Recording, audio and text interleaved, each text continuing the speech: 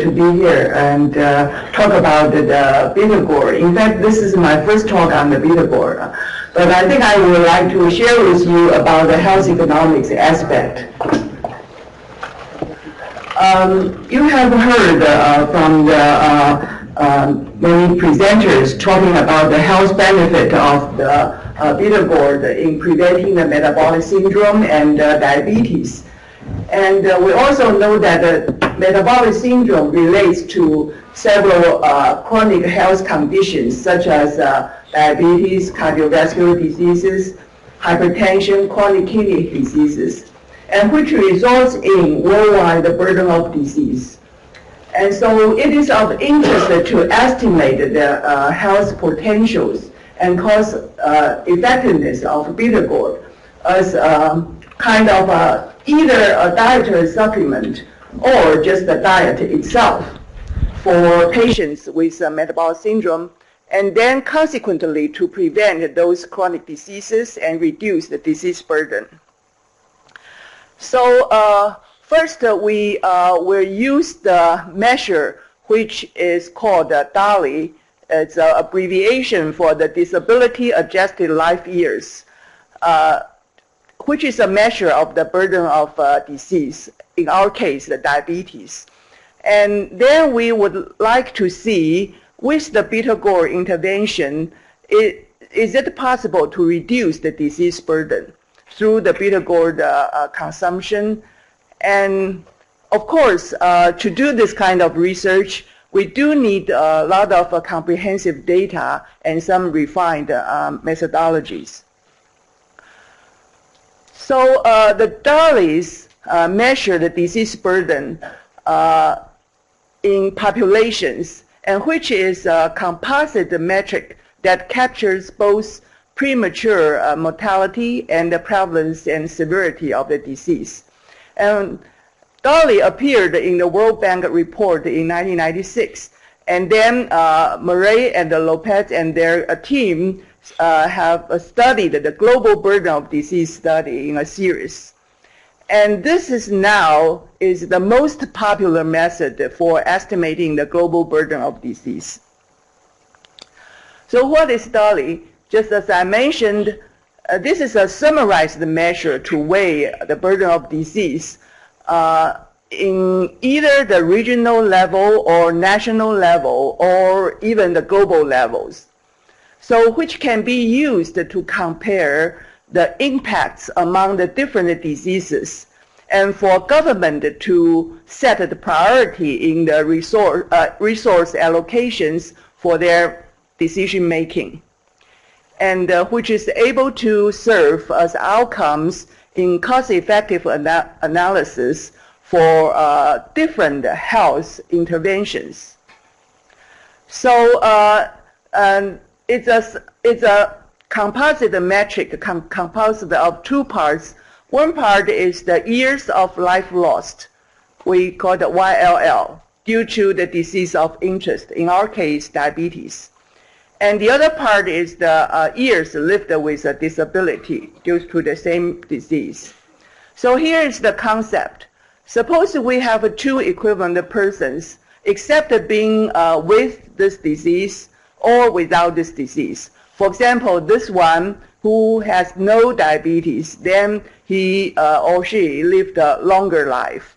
And then with the diabetes, this is the onset of the diabetes, then presumably he or she will lost life years due to the premature death. And the difference is the year lost, the year of life lost, which is A. And then the other part is the B, which the duration which he or she lives with a disability. This is the years. But however, the 2 years are considered differently. We usually put the disability weight, which is a number between 0 and 1, will depending on the severity of this disease. And now we would like to study the cost effectiveness of the bitter gourd, compare the efficiency with either even with other public health methods. And so we will use the DALY averted and the cost per DALY averted. And this will offer a consistent way of ranking a range of alternative interventions that affect the health outcomes. So the DALY's framework is that we will estimate the disease burden of diabetes without beta Gourd and with beta Gourd. But I put the quotation mark here that you have heard from many talks. What is beta Gourd? This morning we have seen so many varieties. So we do like to do the different scenarios to see the cost effectiveness. And that's why we have to do the sensitivity analysis. The other day, I think Victor mentioned to me, and of course, we have to do the sensitivity analysis to see the robustness of the DALY estimates. And so, so there are a lot of weightings for the life expectancy and the disability weighting, and all of those we need to do the sensitivity analysis. And again, we have to notice that, and these also varies between the population groups in terms of age, gender, and other factors. And I don't want you to comprehend this complicated formula for calculation of the years of life lost for individual or year of living lived with disability. But however, I will tell you the rationale behind those formulas. And for the year of life lost, you just considered the standard life expectancy at the age of deaths prematurely due to the diseases and the number of deaths in this population of study. And the other part is the year lived with disability. Then the main part is the average duration of a disability years. And then we have to know how many incident cases of diabetes. And then we put some disability weight here. Let me just tell you some example about the disability weight. For example, I think for the diabetes, it's around 0.03 to 0.07. It's a small number. But however, for cancer of a terminated stage, the disability weight is reaching about, I think, 0.7 or 0.8. Okay, so it will depend on the severity of the diseases. And in that model, we also have some weighting by the different age groups. And this really refer to the relative value of a year of life lived by aged people. And to some extent, it counts the discounting the health with time reflects the social prevalence of a healthy year.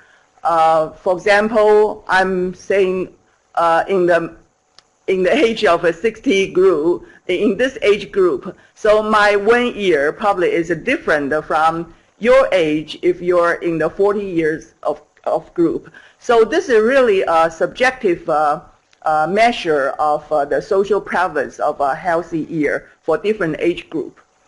And that's the example we have for Taiwan population. So in total, we have about, we study only for the people above age 20. And so we have 8 million of males and or 79, I mean 7.9 million of females. And then we, these are the diabetes stats for males and for females. It's per thousand, it's a 0.98 for males and 0.77 for females. and that's the life expectancy averagely. It's I think both for males and the females is about 16 after they onset the diabetes. And that's for the prevalence rate and incidence rate. So we need to do this for different age groups. And then with that, then we'll be able to compute the year of life lost and also the year living with a disability. And then we'll be able to compute the DALY. And the final figure for the DALY for males it's about $16, and for female it's 12 years of DALYs. And remember, DALY is something which is not good years, so the bigger the worse. And just as I mentioned to you, and the parameters needed to compute the DALY include we need to have some estimates for the age of onset of that disease, and also the expected age, life expectancy with or without the treatment. Say in our case, the beta Gourd is the treatment. And we also have some choices for those discount weight. And even for the age, for the modeled age, we have a different weight. Okay, and just as I mentioned to you, those weightings reflects the social values about the healthy year in your society. So this can be chosen, subjectively by scientists with a consensus. And now let me focus on some example to do the cost-effective analysis of beta Gourd intervention for preventing the type 2 diabetes. So we now perform an ex-ante assessment of the cost-effectiveness of beta Gourd intervention in reducing the disease burden of the type 2 diabetes among the metabolic syndrome patients in Taiwanese population. So the purpose is to see whether the beta Gourd intervention is an economically viable intermediate way to reduce the prevalence of metabolic syndrome, consequently diabetes. And we carry out this CEA analysis by gathering two types of information. One information is about the estimated health outcomes of the beta Gourd intervention for metabolic syndrome at the population level. And the other part is the estimated cost outcomes of the beta Gourd intervention for metabolic syndrome at also in the population level. And as I just told you that the most popular measure of the cost effectiveness of the disease burden is using the average costs per DALY. So the nominator is the discounted monetary costs, and the denominator is the discounted number of DALYs averted. And in WHO, they have some suggestion about the threshold for cost effectiveness of any kind of national prevention. Intervention program. So it is 3 times of gross domestic product, means 3 times of GDP per capita. And this was proposed to serve of the threshold of cost effectiveness. So in this way, different countries will have the different threshold values. And so we use the DALYs to quantify the health loss of a population due to the type 2 diabetes. And then we measure the DALYs averted, and we also quantify the health gain of the population that due to the intervention. And this intervention supposedly will reduce the diabetes incidence through the eliminated metabolic syndrome cases.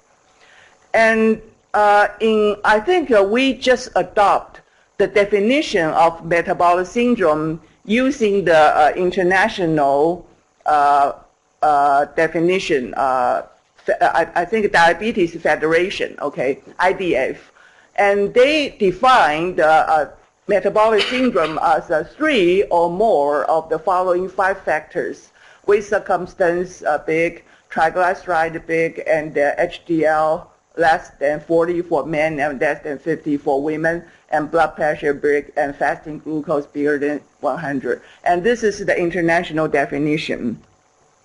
So first we do the calculation for the each age group. So this is our population characteristic by age and gender groups. And then we know the risk of metabolic syndrome for Taiwanese people. So we'll be able to know the percentage which has the metabolic syndrome. And then we also know that due to our previous epidemiology study, with those with metabolic syndrome, what is the risk to acquire the diabetes? And we know this. And then with all this information, we'll be able to calculate the YLL and YLD and the DALY with the in each group. And the second part is if we do this beta Gourd intervention, then we do the same thing. It's just that supposedly the risk of the metabolic syndrome will be reduced by this intervention. And consequently, the diabetes risk also will be reduced. And then we calculated it similarly, and then we have this cost per DALY averted. Then we will know the results of this reduction. And just to summarize, parameter required for the measuring DALYs for our study, we need a population size, prevalence rate of diabetes, mortality of diabetes, life expectancy, and then age of onset of diabetes, incidence rate, duration of diabetes averagely, and also the disability weight. So to measure this, I think we use the data from our Zhao health checkup data.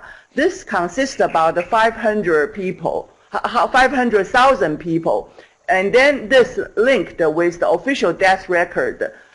With all these people, then we have the very comprehensive data set. And I think due to the time limitation, I will skip the details about this data set. But the most important part, we need the effect of a wild bitter gourd. And this study, in fact, conducted by Professor Huang with her team and published in 2012. And this, in fact, it examined the change of metabolic syndrome incidence. So this is the primary endpoint of the study, change of the metabolic syndrome incidence. And although the study size is not that big, but however, it did give us the very good confirmed results. And this is something with a 4.8 gram of the wild bitter gourd powder in capsules daily for 3 months, and follow up for checking this metabolic syndrome status for another 3 months. And this study told us that after adjusting age, sex, and so on, this intervention approach can have this 19% decrease in the metabolic syndrome incidence in 3 months. And however, when this intervention was stopped, then the incidence rebounded upward to non-significant result. So in our calculation, we will temporarily using the 19% as the mean effect of the intervention of the bitter gourd in eliminating the metabolic syndrome case. And we also assume the effect remains only when the participant continued using the capsules. Okay, but however, we have to do the sensitivity analysis. And this is the picture. You can see that it changes the incidence rate lower down to the 80%. So reduce about 19% and then bounce back. And so we have the this is only one example scenario, and this from personal communication with Dr. Huang. And this is the cost structure of our study. And her collaborator, the farmer or the company, okay, so they produced the 500 kg wild bitter gourd, and this is the new Taiwan dollars for each kilogram. And the cost for processing and capsulizing is that much. So about per capsule is about Taiwan dollars. And but however, for each day we need 10 capsules. So in another word, it's about $1 US per day for these capsules. And per year, it's about around 370 US dollars.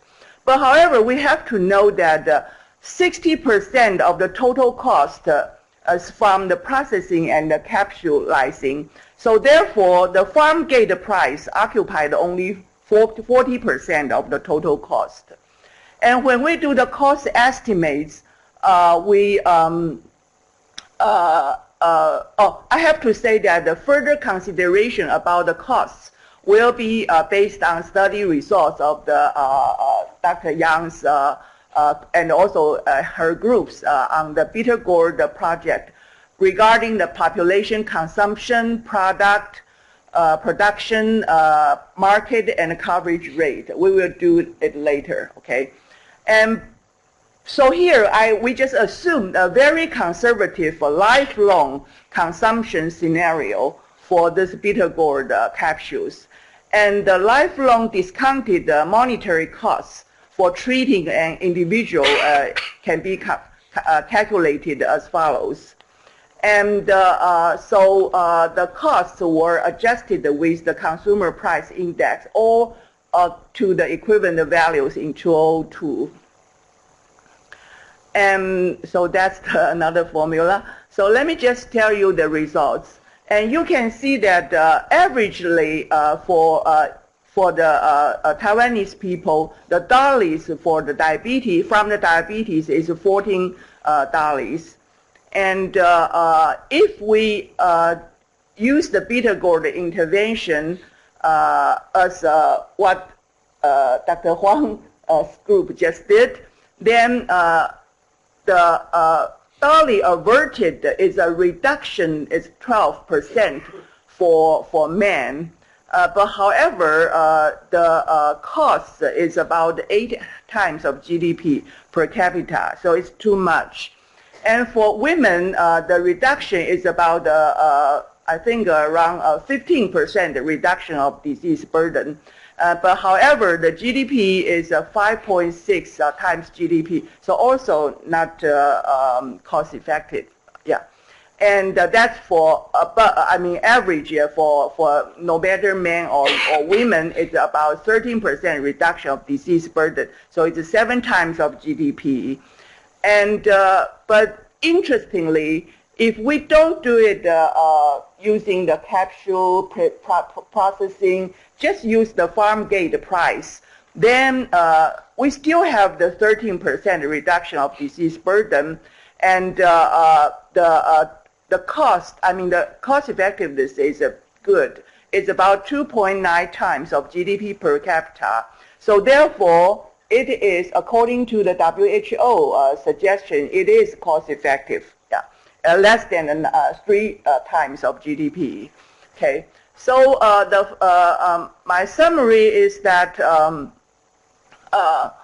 the overall it is about a 13% reduction of that without the betel gourd intervention, and annualized. If we annualize it, cost per DALY is about 5,400 USD dollars per DALY averted. And but of course, this is by no means the optimistic scenario. So we have to find out what is the optimistic scenario. The disease burden, diabetes can be reduced more, of course, and then the cost saved is less. And so as just I mentioned that if we use only the farm gate price, we don't do the processing, capsuling, and so on, then it's less than 3 times of GDP per capita, so which is cost effective. And in fact, that consumption is not that much. It's about 83 grams per day of wild bitter gourd without the food processing. So what to do further? And we know that other health conditions as the consequence of metabolic syndrome, like the food problem or renal failure, should also be taken into account. So in other words, if we reduce the diabetes incidence, not only reduce the diabetes, but if we reduce the incidence of a metabolic syndrome, so not only reduce the diabetes, but also reduce the other complications or diseases.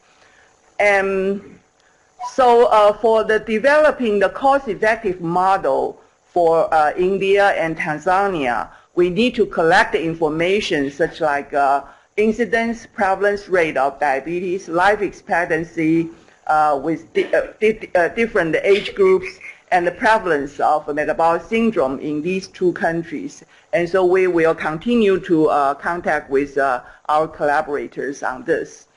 And as you can see that we do need more clinical trials to assess the precise effect of bitter gourd.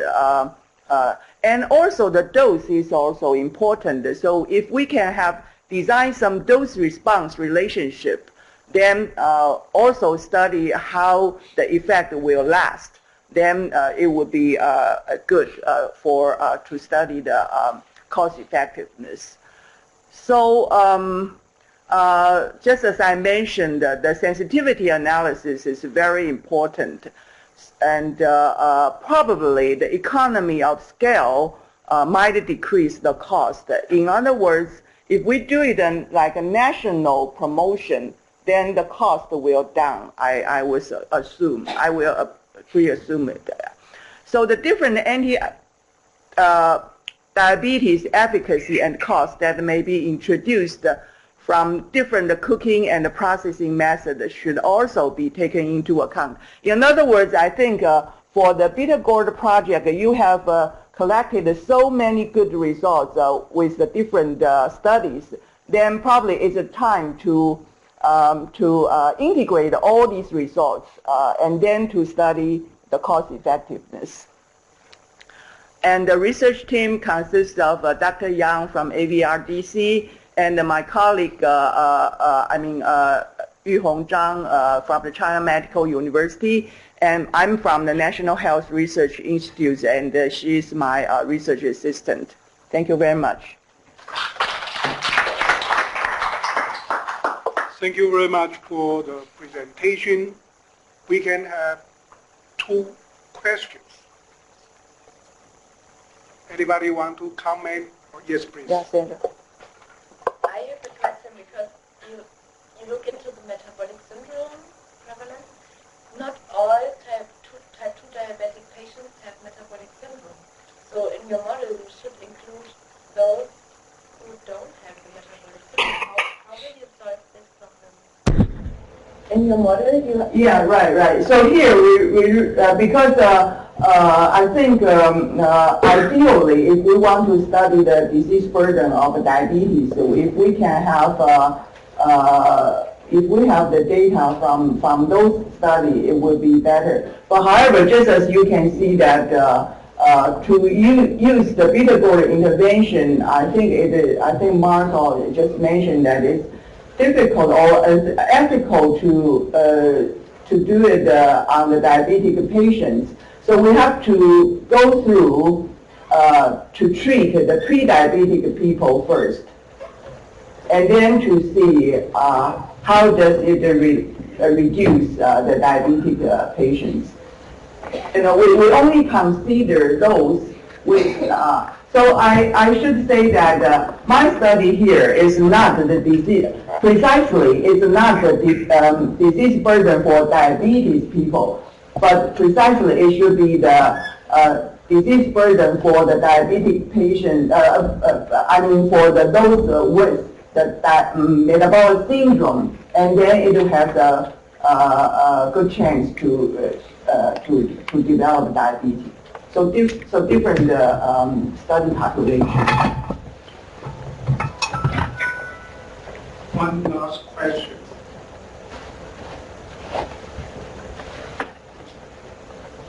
Any other question? Can I ask one? After metabolic syndrome, not all patients will go into diabetes.